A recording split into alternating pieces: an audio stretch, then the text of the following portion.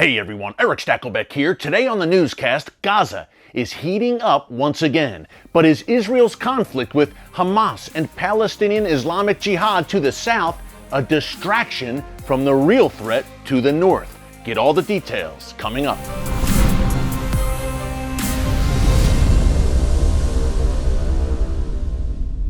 Hey folks, Erick Stakelbeck here. Welcome to the Watchman Newscast. Hamas is up to its old tricks once again, bombarding southern Israel this week with rockets and terror balloons. Yes, balloons as a tool of terror. Find out what that means in a minute. Before I get into it, I just want to encourage you to subscribe to the Watchman News channel right here on YouTube and click the notification button so you get alerts every time a new video is posted. We're bringing you the kind of cutting-edge, timely information that you just won't hear anywhere else, certainly not in the mainstream media. Okay, let's get into it. 39 fires have broken out throughout southern Israel over the past 2 days alone as a result of Hamas terror balloons. Now, let me explain what this is, folks. I've been on the Israel-Gaza border many times. I've reported on this phenomenon for the Watchman television show. What Hamas and Palestinian Islamic Jihad, the other Iranian-backed terror entity in Gaza to Israel's south, what they've been doing is using balloons, the kind of balloons you would see at a children's birthday party, and also kites, the kind you would fly in the park on a beautiful sunny summer day. And what they've been doing is they're taking these balloons and kites and they're turning them into incendiary devices, and they are floating them from Gaza into southern Israel, where the main source of the economy is agriculture. And what these balloons and kites have done is they have burned acre upon acre of land in southern Israel over the past 2.5 years. This week, there have been lulls over the past year or so in this terror balloon onslaught, but this week it has started back up once again in a major way. Again, we've had at least 39 fires in southern Israel since Tuesday alone. Not only that, Hamas also fired a rocket out of Gaza into southern Israel on Tuesday. Naturally, the Israel Defense Forces, when Israel's citizens are threatened, they must respond to this terror provocation by Iran's proxies in Gaza. So the Israeli Air Force struck Hamas targets, including apparently a Hamas Special Forces unit. Yes, Hamas also has special forces in Gaza. It's a very, very tense situation right now, folks. And the Israeli Defense Minister Benny Gantz is saying to Hamas, basically, watch your step, because you don't want this thing to spiral out of control. Because Hamas right now is certainly provoking Israel. Again, these balloons, I know it sounds crazy, they're just balloons, but what Hamas does is they put flammable liquids in them, they turn them into incendiary devices, and they float out from Gaza, and they land in a field, an agricultural field in southern Israel, and they cause major damage. Look, farming is a major industry again in southern Israel, and this is putting a dent into that. That's exactly what Hamas wants to do, destroy the Israeli economy, particularly the economy in southern Israel, so they continue to have these flurries of balloons and sometimes kites that they are sending into southern Israel. Folks, how diabolical, how sinister can you get to use basically a child's toy, something that brings joy to people around the world, kites and balloons, and turn them into tools of terror, chaos, and death? Folks, two things to remember here. Number one, Gaza continues to be a thorn in the side of Israel. Think about it.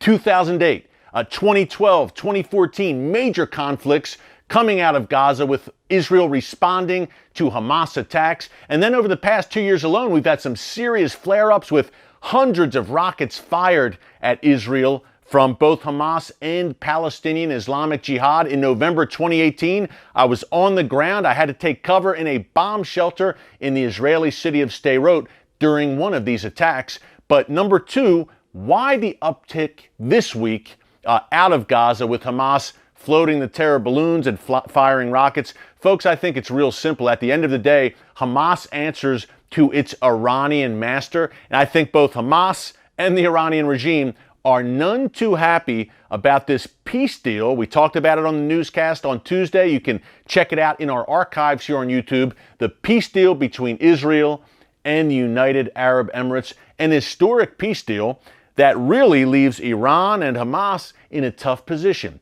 because the Sunni Arab nations like the United Arab Emirates, like Saudi Arabia, Egypt, Jordan, Bahrain, Oman, they are aligning themselves with Israel against the Iranian regime. Now, the Iranian regime's axis includes Hamas, Palestinian Islamic Jihad, Hezbollah, various radical Shia militias in Iraq and Syria. And then you've got Turkey out there, sometimes cooperating with Iran, but most of the time operating independently for its own radical Islamist agenda under Erdogan. But at the end of the day, Turkey, you can tell a lot about a deal, by the way, folks, with who's against it. You can tell a lot by who's against it. And Turkey and the Iranian regime and Hamas and Hezbollah are all against this peace deal between Israel and the UAE because it further isolates the Iranian regime. Hey, if the Sunni Arab nations are getting closer to Israel, it isolates Hamas, it isolates Iran, so you can expect them to lash out.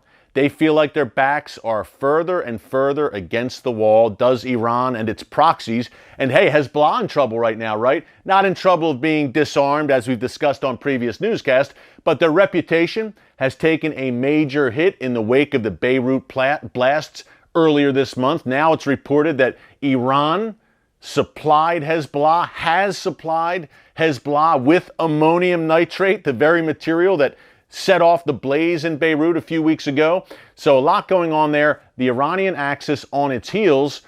Think about Iran, the series of mysterious explosions in Iran, targeting their nuclear and missile facilities over the past few months. Throughout the summer, really, think about sanctions biting Iran, U.S. sanctions biting Iran. Think about Iran being pounded in Syria by the Israel Defense Forces. So hey, they have been on their heels. And now if the Sunni Arab world is going to strike peace with Israel, it puts Iran and Hamas in an even more isolated and precarious position. So we can expect them to lash out. But what I said at the beginning of the newscast is these constant flare-ups, this thorn in the side situation with Gaza and Hamas.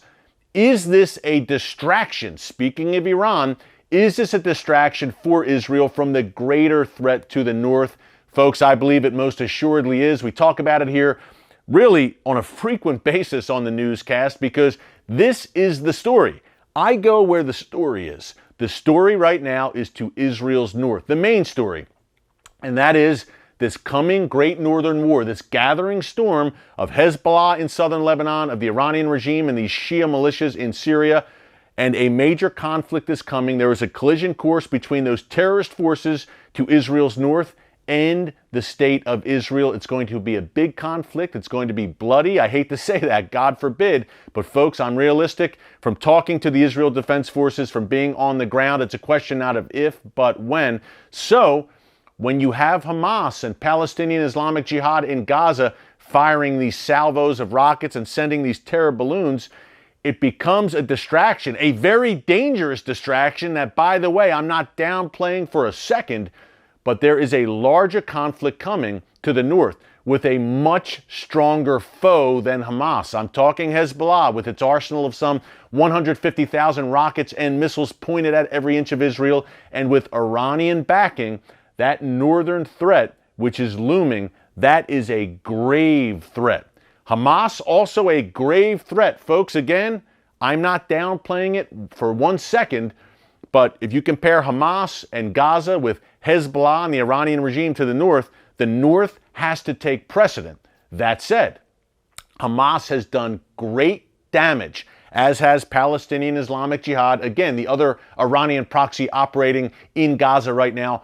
Both of these organizations have done great damage, killing hundreds upon hundreds of Israelis, civilians, innocent civilians, hurting the Israeli economy in so many ways. So this is a serious threat out of Gaza, but to me, it is dwarfed by the Hezbollah threat to the north and the threat of Iran looming in Syria also to Israel's north. So it's an unwelcome distraction. It forces Israel, or they're trying to force Israel, to take their eyes off the main ball, the northern threat, and be redirected to the south. So it's a dangerous thing. And when this great northern war breaks out and this conflict erupts to the north, I can guarantee that Hamas and Islamic Jihad in Gaza will attempt to create a distraction. They will be firing rockets out of the south as well, you can guarantee, when the northern war breaks out. So a very precarious position, folks. But the great thing about it is that the God of Israel neither slumbers nor sleeps. He's on the throne. He sees all of this unfolding, and his hand of protection is on his land and on his people for such a time as this. I don't mean to upset you by bringing you this news, but I think you'd rather know than not know. God says through the prophet Amos, "My people perish for lack of knowledge." Hey, now you've got the knowledge. Now let's educate others, your friends, your neighbors, your coworkers, your family members about what's happening over there in the Middle East, and why what happens in the Middle East does not stay in the Middle East. We'll keep a close eye on the situation in Gaza. We'll continue to bring you updates. If you want to know more about the Hamas movement, and did you know, by the way, that Hamas is the Gazan branch, the Palestinian branch of the Muslim Brotherhood? That's right. If you want to know more about Hamas, you can check out all three of my books, really. The Terrorist Next Door, The Brotherhood, about the Muslim Brotherhood, and ISIS Exposed. All three of these books hit at some length on the Hamas threat, in particular the Terrorist Next Door and The Brotherhood. And guess what? You can get these books in Audible form for absolutely free. I'm doing a partnership with Audible, the world leader in audio books. Just go to www.audibletrial.com/The Watchman. You see the information there, the URL there on your screen, and you can click on it in the description underneath this video. That's www.audibletrial.com/The Watchman to get your free trial, a free audio book, one of my three books. Folks, if you like what we're doing here in the newscast, I think you'll love the books as well. And audiobooks for me, very convenient, driving around, working out, very convenient to just kind of pop in an audiobook and listen to it. So check it out. It's a great deal. Hey, thanks for joining us today on the Watchman Newscast. Until next time, pray for the peace of Jerusalem and southern Israel and northern Israel, as Israel is surrounded on all sides right now, but they're going to be just fine. Until next time, God bless you. And remember, never hold your peace.